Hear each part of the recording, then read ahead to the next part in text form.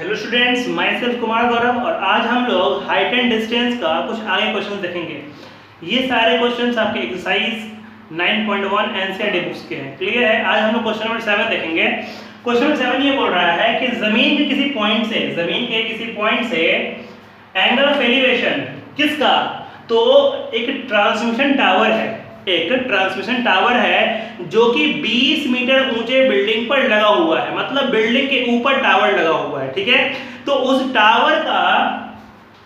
Tower के bottom और top का एंगल ऑफ एलिवेशन जो है वो 45 डिग्री और 60 डिग्री है। मतलब 45 डिग्री जो है वो बॉटम का एंगल ऑफ एलिवेशन है और 60 डिग्री जो है वो टॉप का एंगल ऑफ एलिवेशन है। क्लियर है? तो देखिए किससे तो बनेगा। तो पहले हम लोग इसका फिगर ड्रॉ करेंगे। क्लियर कि ये ग्राउंड है। ठीक, इस ग्राउंड पे मान लीजिए कि ये बिल्डिंग है। ठीक है, इस बिल्डिंग का हाइट 20 मीटर। ठीक है, अब इस बिल्डिंग के ऊपर टावर लगा हुआ है, इस बिल्डिंग के ऊपर टावर लगा हुआ है। क्लियर, ये टावर हुआ।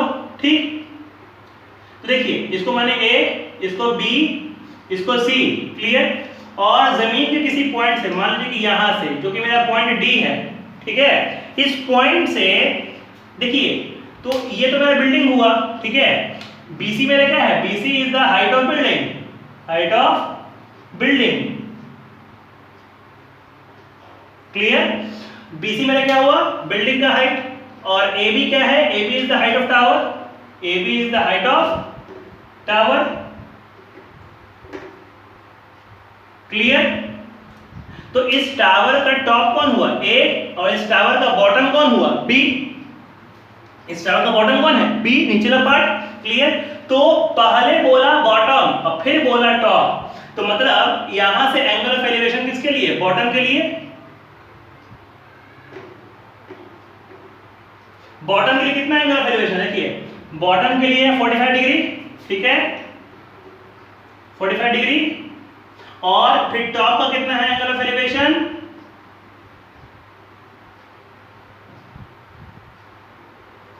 टॉप का जो आपका एंगल ऑफ एलिवेशन है ये कितना है?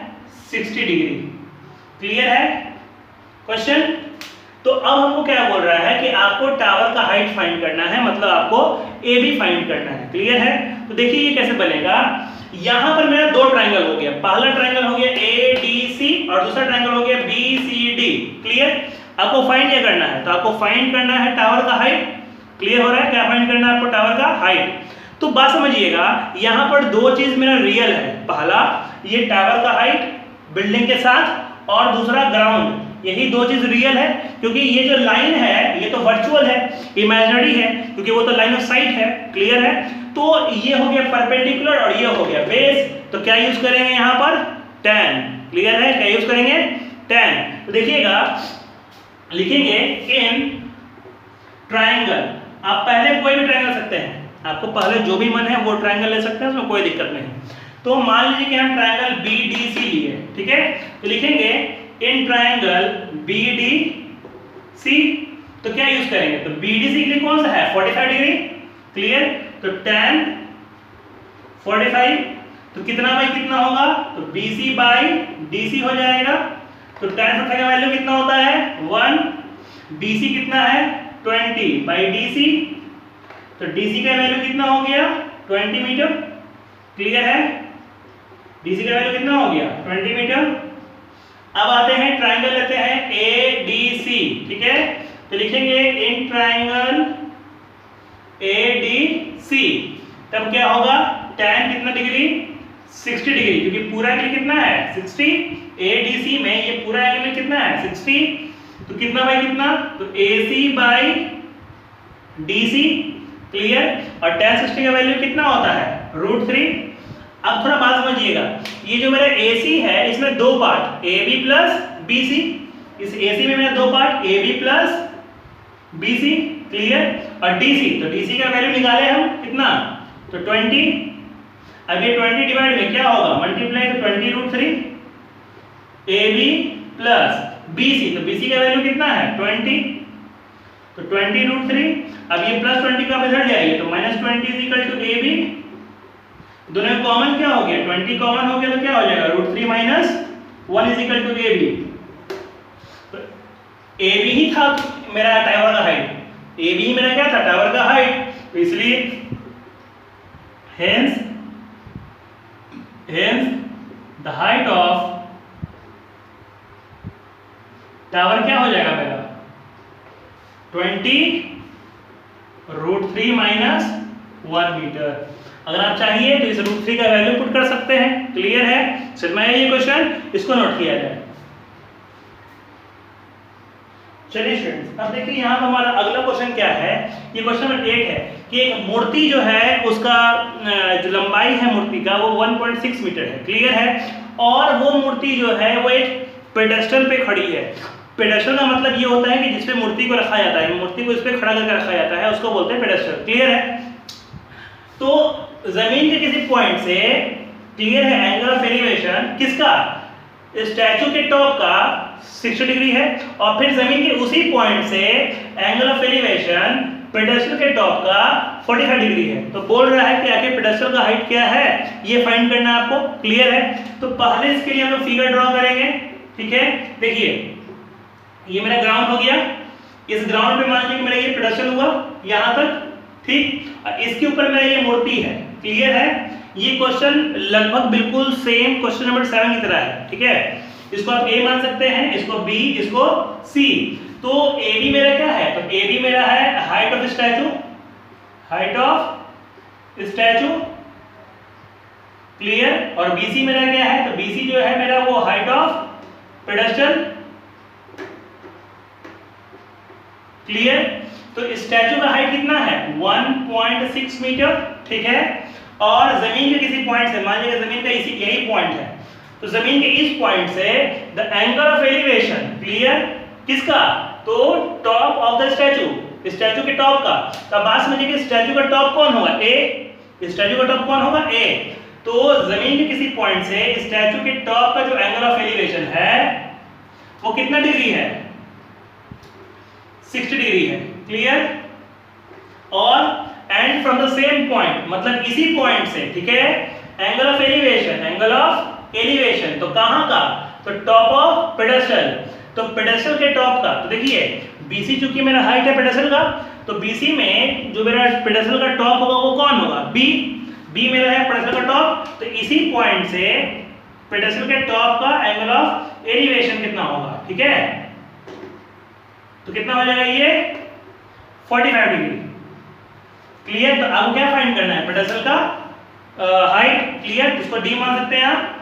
अब समझिएगा, तो यहाँ पर फिर से दो ट्रायंगल बन रहा है, एक ए सी डी और एक बी सी डी। तो आपको जो भी मन है ट्रायंगल ले सकते हैं, पहले कोई भी ट्रायंगल ले लीजिए। ठीक है, तो मान लीजिए कि पहले हम लेते हैं ट्रायंगल बी सी डी। ठीक है, लिखेंगे in triangle B C D. अब यहाँ बात समझिए कि इस फिगर में रियल क्या है, तो रियल जो है टॉप है, हाइट, क्लियर, और जमीन, दो ही चीज तो रियल है। क्लियर? क्योंकि ये जो तिरछा लाइन है ये वर्चुअल है, ये लाइन ऑफ साइट है। क्लियर है? तो वो तो वर्चुअल है। ठीक है, तो यहाँ पे मेरा रियल क्या है, तो एक तो टॉप और एक बेस। क्लियर? ये आपका रियल है। तो परपेंडिकुलर और बेस का जब रिलेशन होता है तो क्या यूज करते हैं, tan। मतलब यहाँ पर क्या अप्लाई करेंगे, tan। क्लियर? तो अगर हम ट्रायंगल BCD ले रहे हैं तो कौन सा ट्रायंगल कितना डिग्री, तो BCD में कितना होगा 45 डिग्री। तो tan 45 डिग्री, तो क्या होगा BC by DC। तो tan 45 का वैल्यू कितना होता है 1, तो BC by DC। तो ये DC डिवाइड में क्या हो जाएगा, मल्टीप्लाई में, तो इसीलिए DC और BC क्या होगा बराबर, मतलब जो आपका DC होगा वही BC होगा। क्लियर? अब आते हैं ट्रायंगल ACD में, तो लिखेंगे इन ट्रायंगल ACD, फिर लेंगे tan। तो tan कितना डिग्री ACD के लिए, तो ACD के लिए 60 डिग्री। तो क्या होगा AC by DC। ठीक है, tan 60 का वैल्यू √3। अब देखिए AC में मेरा दो वैल्यू है, AB plus BC by DC। Clear? समझिए ध्यान से। तो √3 इज इक्वल टू AB का वैल्यू कितना हो गया 1.6 मीटर और प्लस BC। अच्छा, DC और BC बराबर था, यहाँ पर हमने दिखाया कि DC और BC बराबर है, तो यहाँ पर जो DC लिखा हुआ है इसको भी BC लिखते हैं क्योंकि इसके थ्रू कि दोनों बराबर है। ठीक है। अब ये BC डिवाइड में क्या हो जाएगा, मल्टीप्लाई में, तो क्या हो जाएगा √3BC clear is equal to 1.6 plus BC।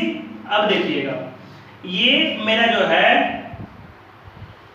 इस तरीके से हो जाएगा √3BC। अब ये प्लस BC को आप इधर ले आइए तो माइनस BC, ठीक, इज इक्वल टू 1.6।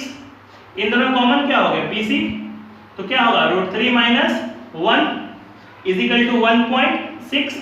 अब चूंकि हमको BC का वैल्यू फाइंड करना है, क्योंकि हमको निकालना है पेडेस्टल का हाइट, तो पेडेस्टल का हाइट कौन है BC, तो BC का वैल्यू फाइंड करना है। तो मतलब ये हुआ कि √3 माइनस 1 जो है वो मल्टीप्लाई में है, इधर है क्या हो जाएगा वो डिवाइड में, तब ये हो जाएगा BC इक्वल 1.6 बाई √3 माइनस 1। अब नीचे इरेशनल नंबर तो होता नहीं है, तो √3 प्लस 1 से मल्टीप्लाई, फिर √3 प्लस 1 से डिवाइड, तो क्या हो जाएगा BC is equal to 1.6 √3 plus 1।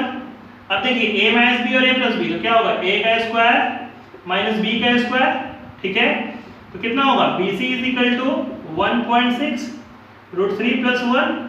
√3 का स्क्वायर कितना हो जाएगा 3 और 1 का स्क्वायर 1, तो 3 में से 1 में कितना बचेगा 2, क्लियर है। तो ये तो 2 से कटेगा, कितना हो जाएगा 0.8। तो इसलिए जो मेरा BC का वैल्यू होगा वो क्या हो जाएगा 0.8 और √3 प्लस 1 मीटर, और यही मेरा क्या है, यही मेरा पेडेस्टल का हाइट होगा। क्लियर है, समझ में आया वीडियो। तो आज इतना ही, 2 क्वेश्चन क्लियर है। हम हर वीडियो में हार्ड एंड डिस्टेंस का 2 क्वेश्चन लेके चलेंगे, क्लियर। आपको जो भी प्रॉब्लम चैप्टर्स में आता हो आप उसको YouTube के कमेंट सेक्शन में पोस्ट कर सकते हैं। अगर आपको वीडियो बढ़िया लगा तो चैनल को सब्सक्राइब कीजिए, वीडियो को लाइक कीजिए और वीडियो को जितना ज़्यादा हो सकता है उसको शेयर कीजिए। आज के वीडियो में इतना ही, धन्यवाद।